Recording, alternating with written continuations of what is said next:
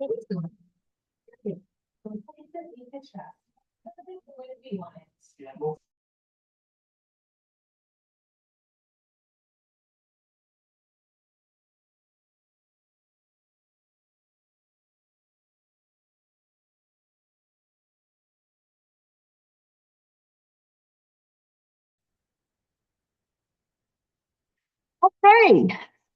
thank you very much today for joining us. It is October 23rd today, 2024. We are going to be going over record keeping and civil rights in child nutrition programs today.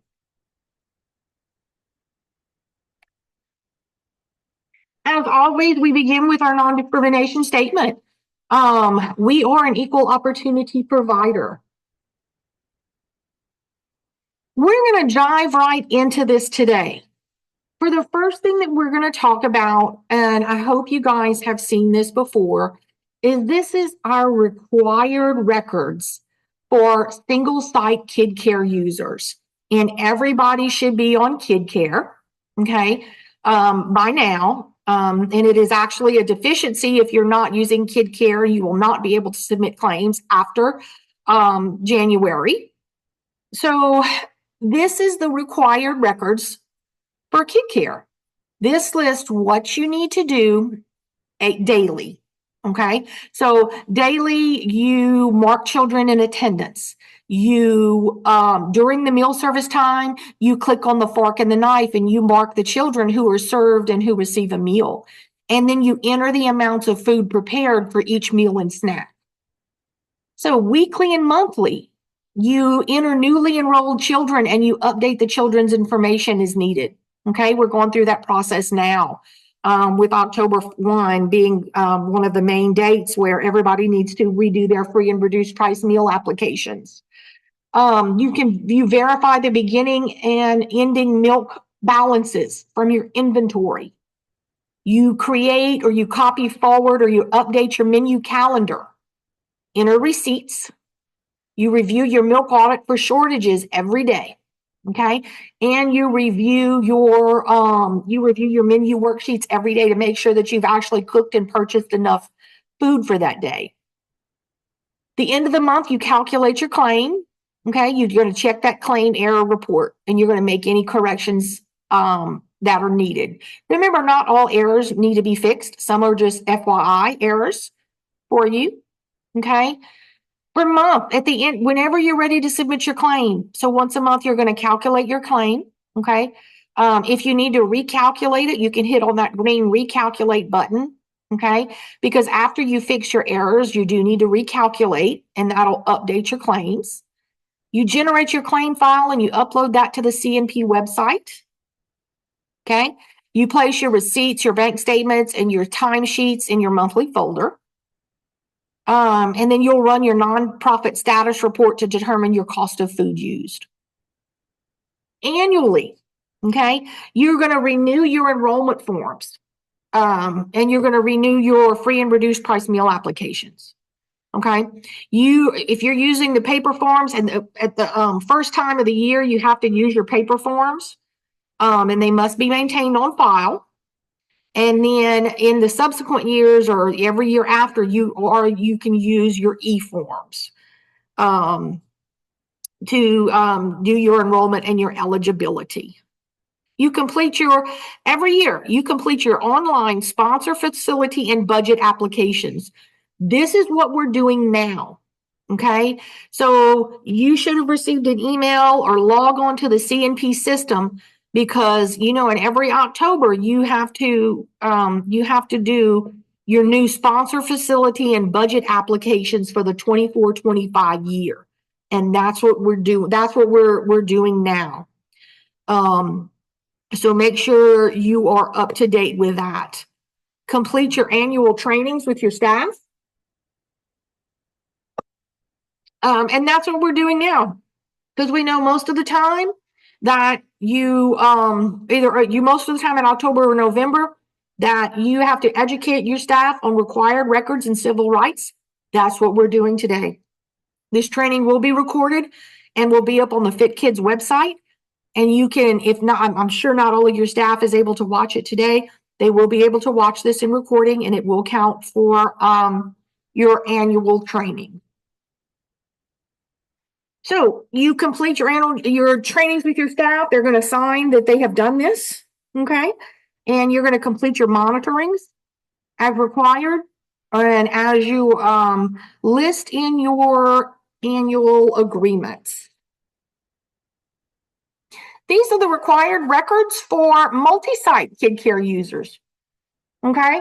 Everything that I've just said previously, and for centers that have multi-sites, they're just a little bit different. There's a few other steps in here, but again, you're going to do the same thing daily and weekly. Okay. It's just that monthly, all of your facilities are going to send those claims to you. Okay. As the sponsor, and you're going to check them. You might need to send them back to the sites, to your facilities, to where they can update things. And then you will submit all of your claims to us once a month for all of your facilities. Required records. We are starting the new fiscal year 25, and we are about to hit the roads and start conducting our compliance monitoring reviews. Okay. This is our review document checklist. So when we show up at your facility, this is what we need. We're going to need to see your free and reduced price meal applications and your enrollment information. Okay. And this is a wonderful document. It states right there, if you're using e-forms and kid care, what do you need to print up for us? You're going to need a copy of your permanent agreement. You're going to need a copy of the meal count records. Okay. You might not have to print all of these for us. Whenever you get notification that we're headed to your site to conduct a technical assistance or review, ask the surveyor what they need printed and what they need ready for them.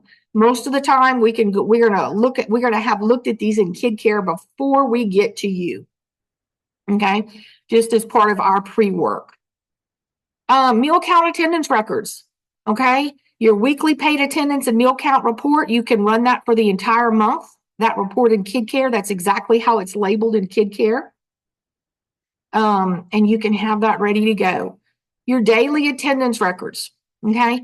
Make these available. And these are going to be your sign in, sign out, the same ones that licensing uses. If not, that's going to be your daily attendance and meal count report from kid care. Okay, because we're going to match that up. We're going to make sure that you are receiving all the monies and all of the reimbursements that you're entitled to. Menus and menu worksheets. Okay, you must provide cycle menus and menu worksheets for the review month. Okay, these have to meet USDA component and portion size requirements. Okay, and with kid care, that is a lot easier. Because immediately once you put those in kid care, it gives you that little error message if you've made a mistake or if the serving size is incorrect. So that's one way how kid care can really keep you on track. Special diets. We're going to need to see for any child that is on a special diet, that is for a medical reason, that you have a signed written statement by a recognized medical authority for anybody who is on a special diet, or for parents. If it's a religious or just a parent request that they be on a special diet. The next one, training and monitoring records. Again, that's what we're going to do today. We're going to need to see your monitorings, and we're going to see the documentations from your trainings that you've done with your staff. Financial records, your bank statements and canceled checks. Okay. And most of these financial records are not in kid care because we do need to see the originals. So your bank statements and canceled checks, your deposit slips for any CACFP reimbursements. From kid care, we're gonna see your center receipts journal. Okay. And we're gonna go over your receipts, every single receipt. and we are going to match them up with what you have in kid care. Okay. And specifically for milk, we're going to make sure that there are no errors or no typos in your disbursement journal, or no errors when you're entering your receipts in kid care. Your cost of food use worksheet. Okay, that is not required for any shelter or at-risk agencies that we have on the training today, but it is required for everyone else. So we're gonna take a look at that. Labor expenses, your payroll records and your timesheets. Okay, we are absolutely going to look at these. Your timesheets, the timesheets that I'm talking about, or the timesheets from our website, and the timesheets that I showed you guys last month. Okay, or the last time we had training, and go on Fit Kids. If you have any questions about that, go on fitkids.com and look up that training that we did on labor and timesheets. I believe it was in September, and listen to that training that we did, and that will explain the timesheets that we're looking for. We're gonna look at copies of all of those receipts. We're going to look at any procurement records. If you were purchasing your meals from someone, and we're going to look at your food service. We're going to look at your labor costs. Policy and procedures. We're going to ask for your non-discrimination policy. We're going to want to see that. We're going to want to see that your and justice for all posters are posted in a very prominent place. We're going to review your critical program functions. We're going to review your policies on outside employment, and we're going to review your compensation plans. Okay. And if you have any questions about those are all listed on our website.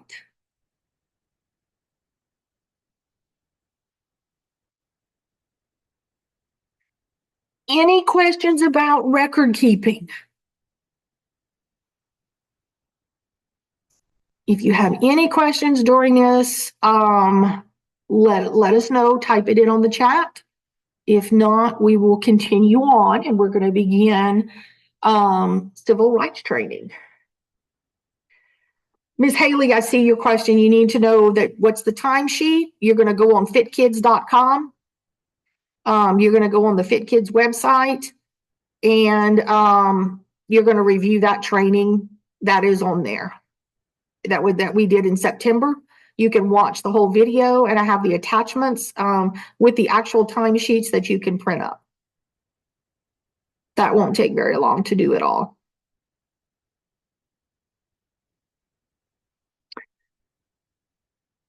Oh, thank you, Michelle. You are answering questions as much as possible. Awesome. Thank you so much. Okay, let's continue on. The purpose of civil rights training. Okay, this is to inform, educate, and support your staff who all interact with child nutrition program applicants. Okay, so you inform your staff of their rights and responsibilities as administrators of the child nutrition program. You want to ensure equal treatment for all applicants and beneficiaries. You want to educate on general USDA civil rights requirements and eliminate potential illegal barriers that could prevent or deter people from receiving these benefits. Okay.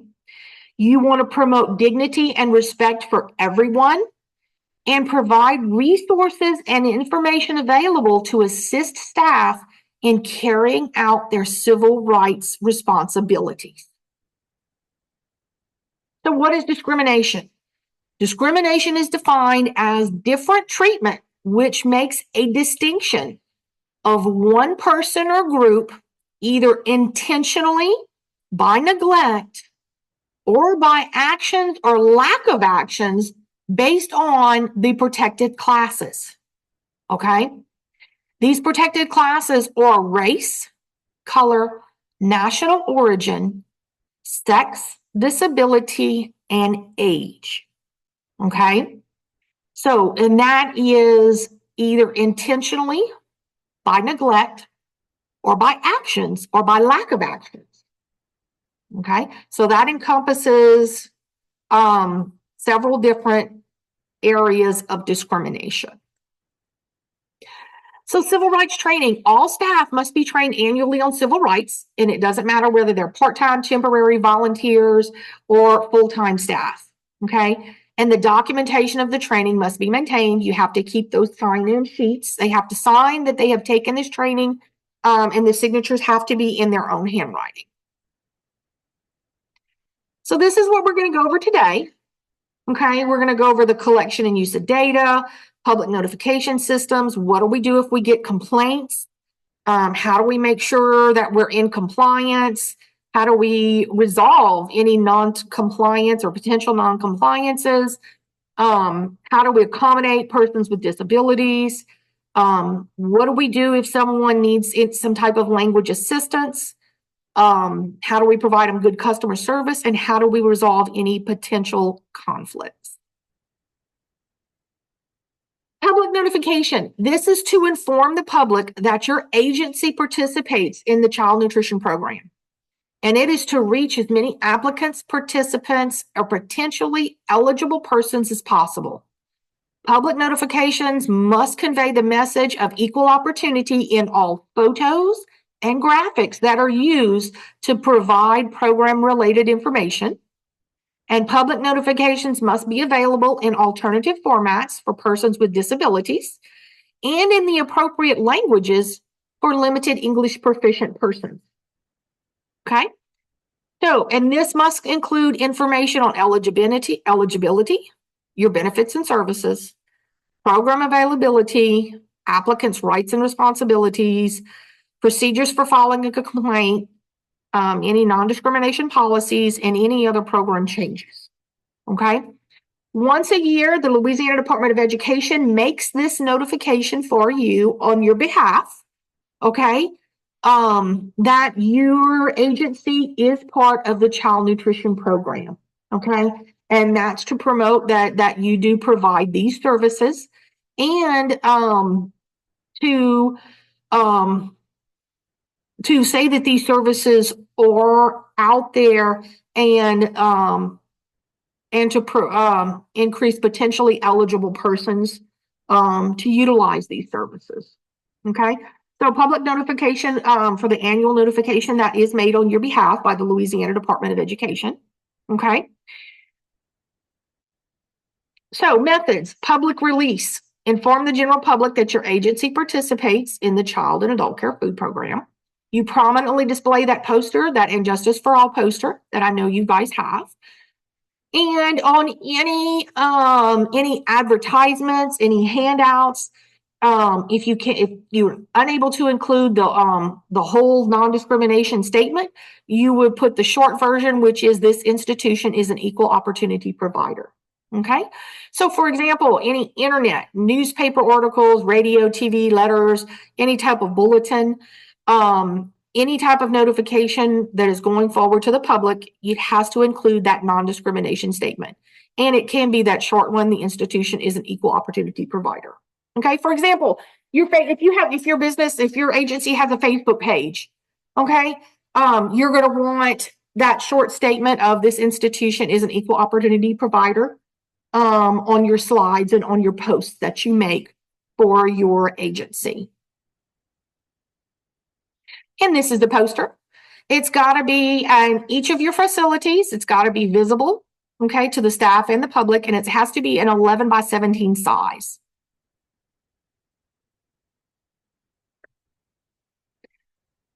Again, the non-discrimination statement, the long version, you use that whenever possible. If not, use the short version, okay?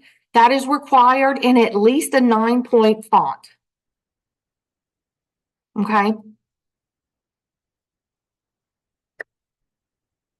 Here is our long version. Again, just as what you saw at the beginning of the presentation today, that is the long version. And this is on our website as well. Printing requirements. So wording for either statement must be exact and cannot be changed in any way, shape, or form. Okay. So if you're going to update, and you should be updating your parent handbooks and your employee handbooks when new versions of this non-discrimination statement roll out, You're going to copy and paste this word for word. Okay. You're not going to change anything in it. The print size for the statement can be no smaller than the text of the material. The shorter versions may be used again, depending upon the size of your and the availability to print all that. And then vital documents about sensitive topics require the full non-discrimination statement, regardless if it's only on one page or not. You would just make that 2 pages or multiple pages.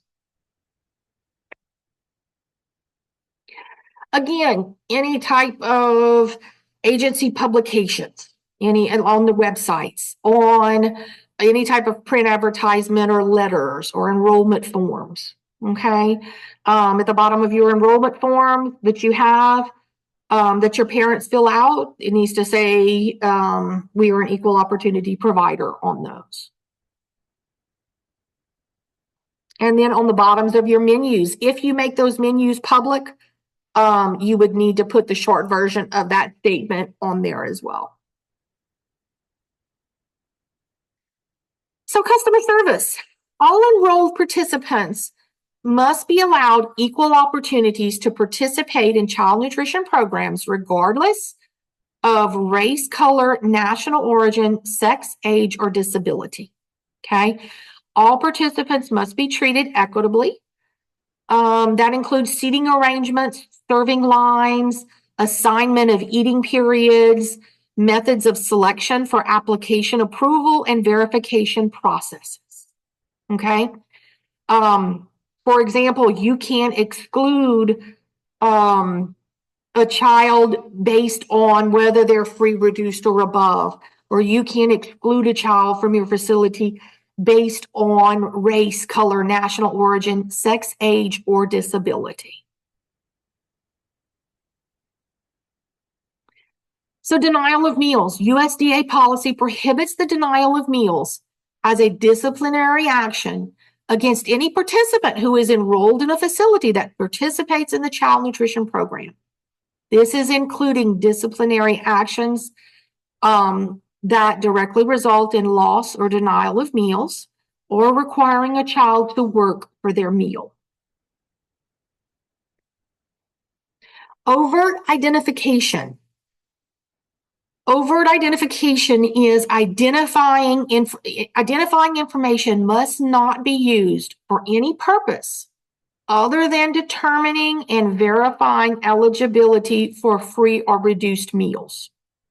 Okay, so overt identification of any child is prohibited, and no overt identification may be used when ordering meals for special functions. Okay, so basically, if a child is free, reduced, or above, you can't use that category. You can't use that classification to serve them any different than any other child. Okay. And you can't use that to treat them any differently than you would anyone else. Language assistance. Responsibility to take reasonable steps to ensure meaningful access to programs and activities by people with limited English proficiency. Okay. Individuals who do not speak English as their primary language and have limited ability to read, speak, write, or understand English because of their national origin. Okay. So we have to, as CNP providers, we have to provide reasonable steps to ensure meaningful access to these programs, okay, and activities. We can't deny them based on their national origin or their ability or inability to understand the English or read or write the English language, okay? So meaningful access is provided through reasonable, timely, appropriate, and competent language services to those individuals with limited English proficient when accessing programs and services. Okay. You can, if all of your handbooks are on the computer. You can go into Microsoft Word and you can change the language on that. Okay, so you can take reasonable steps to provide free and reduced price applications. You can print those in different languages as you can anything that's in Microsoft Word. You can change the language on that. So that is an example of providing a reasonable step, okay, to provide these individuals with access to the child nutrition program. For meaningful access, consider the number and proportion of limited English proficient people eligible to be served and are likely to be encountered by the program. Okay, the frequency with which the LEP individuals come in contact with the program, the nature and importance of the program, activity, or service, and the resources available to the recipients. Okay. You're going to want to make your CNP information available to all participants and their families in their necessary languages. Okay. Your enrollment forms, maybe your menus, your informational brochures, and your letters and notifications to families. Okay, I will repeat that. Thank you, Michelle. So you are going to know your communities that you're in. Okay, you're going to know the number, proportion of limited English proficient people that you serve. Okay, and you have access when you're printing out your handbooks, when you're printing out your free and reduced price meal applications. You have the ability to change the language that you print those up with. Okay, and that way you can meet this criteria of providing your documents for people who are limited English proficient. Language interpreters. Okay, children should not be used as interpreters. Applicants and participants cannot be asked to bring their own interpreters. Volunteers may be used, but your volunteers should understand ethics for being an interpreter. For example, like a Spanish teacher can assist a household in completing an application, but we would want to train them on the importance of keeping all the information they receive confidential. Okay. In this link on this slide, see www.lep.gov. There is a bunch of more information and resources on limited English proficient.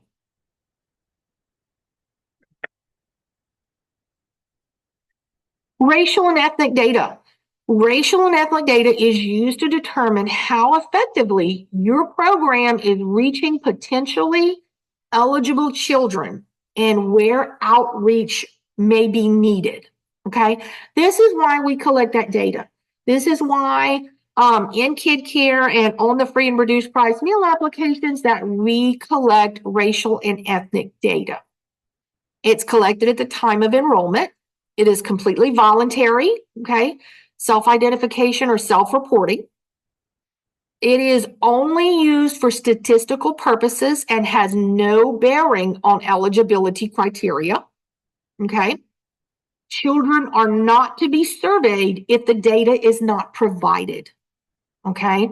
And visual identification cannot be used to collect data, okay? If a parent or guardian does not fill out that section on the free and reduced price meal application or your enrollment applications, then you do not ask the children and you don't visually identify them and assume anything. You just put information not provided. And again, these records need to be kept for 3 years plus the current year. So what is our ethnic and racial categories? Your ethnicity categories are Hispanic or Latino, and then non-Hispanic and non-Latino. And race categories are American Indian and Alaska Native, Asian, Black or African American, Native Hawaiian or other Pacific Islander, and then white.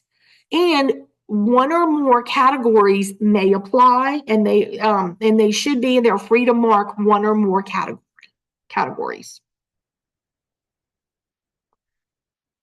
Disabilities. What is your responsibility?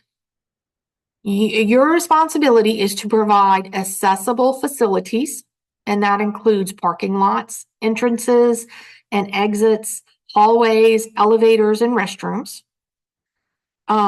It's your responsibility to provide appropriate information in alternative formats, and that could be Braille, that could be sign language interpreters.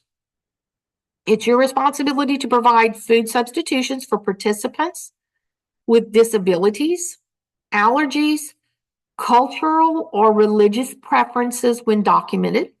Okay. And just be aware that no additional costs can be charged to that household for providing alternative or substitute foods for anyone with a disability or an allergy or a cultural or religious preference. And lastly, an individual with a disability should be accommodated in the least restrictive and most integrative setting possible. Okay. So meal modifications. A disability is defined as a person who has a physical or mental impairment which substantially limits one or more major life activities. Okay. Has a record of such impairment or is regarded as having such an impairment. A major life activity means functions such as caring for oneself, performing manual tasks, walking, seeing, hearing, speaking, breathing, learning, and or working. So disabilities involving major bodily functions are also included. Modifications within the meal pattern do not require a medical statement. Okay, let's go over this. So if you're serving hamburgers, and of course a hamburger is beef, okay, and someone, a participant in your facility is allergic to beef, or beef is against their religious needs, or the parents just don't want them to have beef. If you substitute within that meal pattern, which is a meat for a meat, if you substitute chicken, that does not require a medical statement of each time that you do that. Okay, you're going to have one to document that disability or that modification. Okay, but if it's a modification outside the meal pattern, these do require a medical statement. Okay, and these medical statements fully explain the modification needed. And the sponsor needs to contact the guardian for additional information. If the sponsor may need to contact the guardian to have them contact the physician or the medical professional for more information. But receipt of that clarification should not delay the sponsor from providing that modification. Okay. So a parent could come in and say, hey, my child is allergic to tomatoes, and they don't have a receipt yet, but they've notified, not a receipt, but they don't have something from the physician yet. Okay, that's not going to prevent you from you're going to stop that immediately with any tomato products. But you're going to require them to do that medical statement.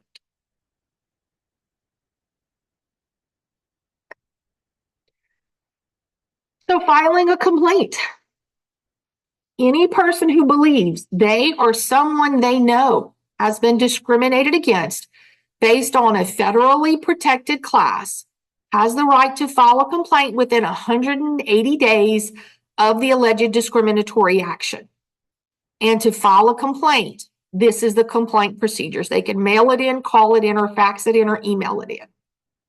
Okay, and all of this again is going to be in your parent handbooks and in your employee handbooks, and it again is listed on the Injustice for All posters.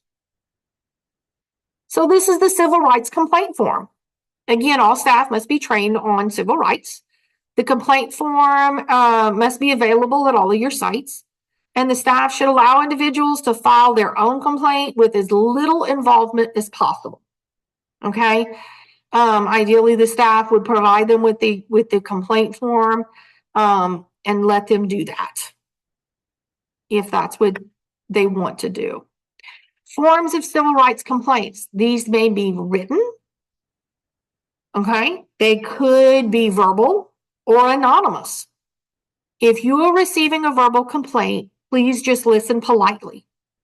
Complaints can be made again via phone, letter, email, fax, or any other form of communication.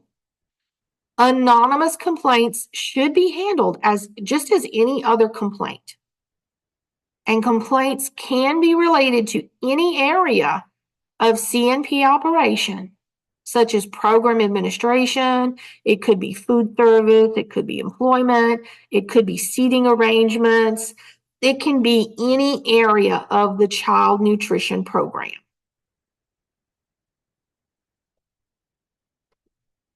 So civil rights complaints. Step number one, you're going to want to document the complaint. Okay. If the complainant is willing to provide the information, the name, address, and phone number of the complainant, you're going to document that. You're going to provide the specific name and location of entity delivering the benefit or service. Okay. In this instance, and realize that you all might be receiving complaints that are not about your agency, that are not about your facility. It might be a new child coming in, and you could ideally be listening to a civil rights complaint about another center that you are obligated to report. Okay. So you're going to want to document the nature of the incident, action, or method of administration that led the complainant to feel that they were discriminated against. The basis on which the complainant feels discrimination against, whether it be race, color, national origin, sex, age, disability. If they're willing to list names, titles, the business addresses, okay, and phone numbers of persons who may have knowledge of the discriminatory action.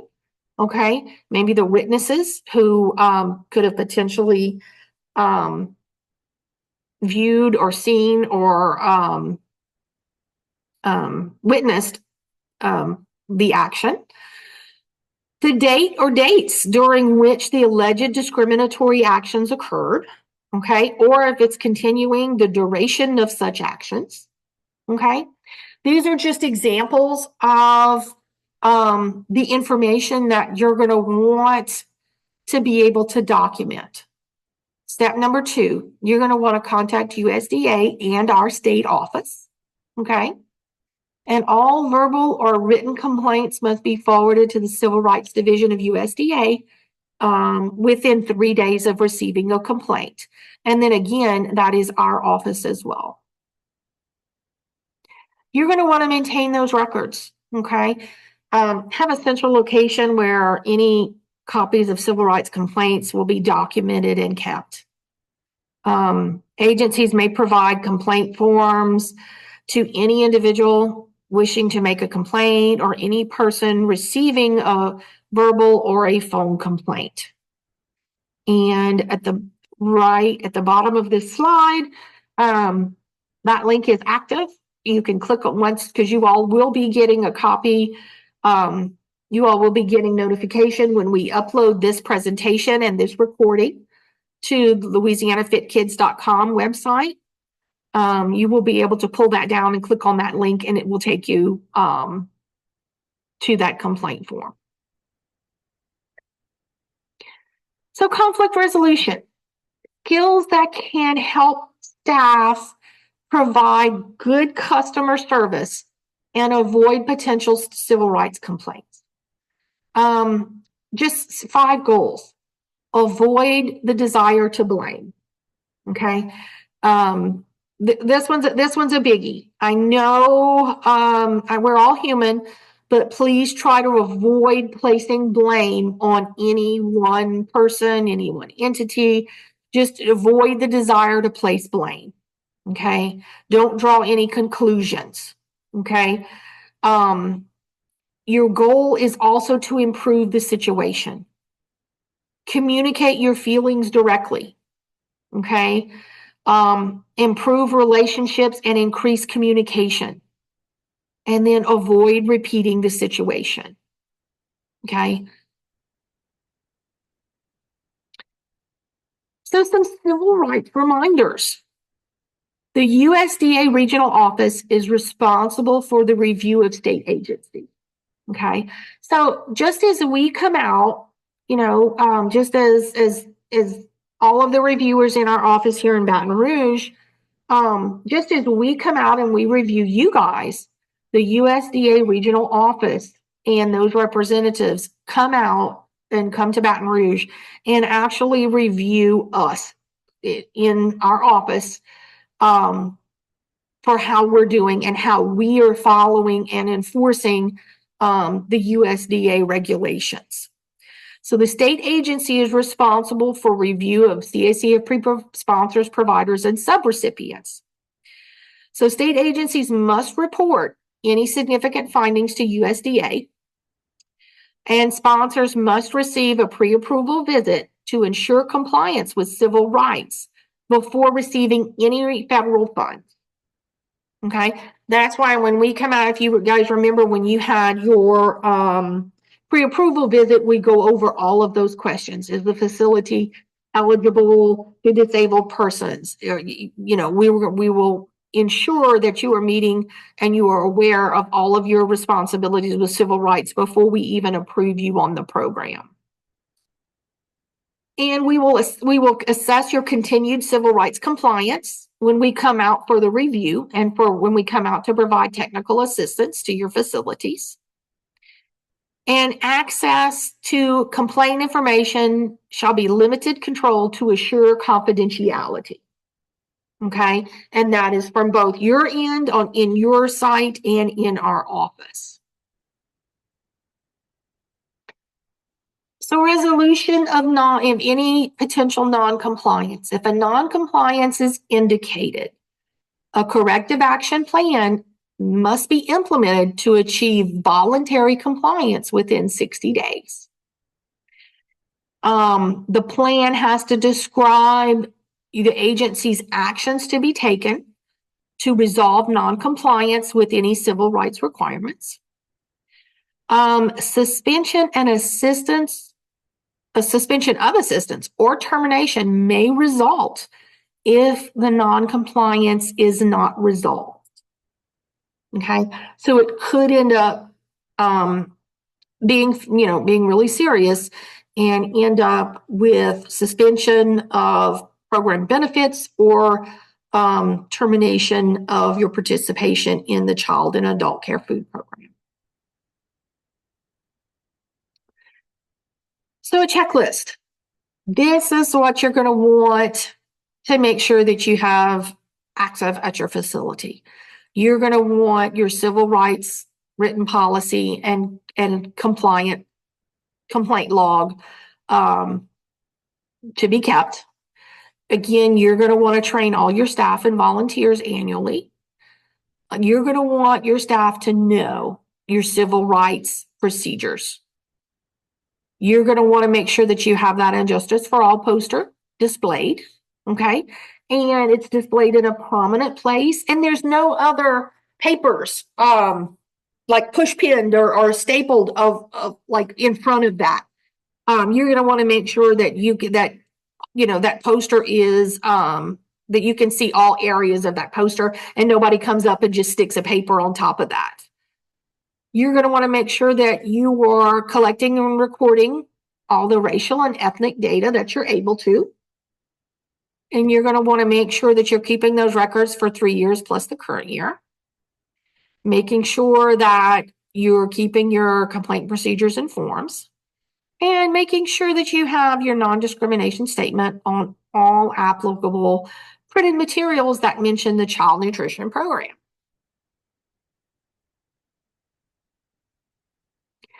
So policies regarding civil rights complaints should specify how civil rights compliance is handled for child nutrition programs separate from other programs. Okay. So, and you guys have policies, and a lot of them, like, let's say, for example, for licensing. Okay. But these civil rights, policies or different, and I know you guys have those, that are, different from, say, your policy for licensing. Resources. Here are links to USDA, civil rights, links to accommodating children with disabilities, the prototype forms, or those two, or CNP websites for the memos and forms sections. That's how you get to those. The ICN, the Institute of Child Nutrition, focus on the customer. That is an excellent resource for additional civil rights information and for additional child and adult care food program information. Departmental regulations, FNS instruction 113.1. Okay, now we're getting into some actual legislative guidance for civil rights and child nutrition programs. And the final two, USDA LEP, the Limited English Proficient Policy Guidance, and modifications to accommodate disabilities in school meal programs. That is additional information if you need additional information other than what we have provided for you today. With this slide, that brings us to the end of our training today on required records and civil rights. We have about 10 minutes left that I had planned in case anyone has any questions that Michelle has not already addressed, or if you have any other questions, or I can explain something else to you guys. We are here for you all. Thank you very much. I see Michelle. Yes, there's someone who's calling in from who's logging in from a cell phone with a 504 area code.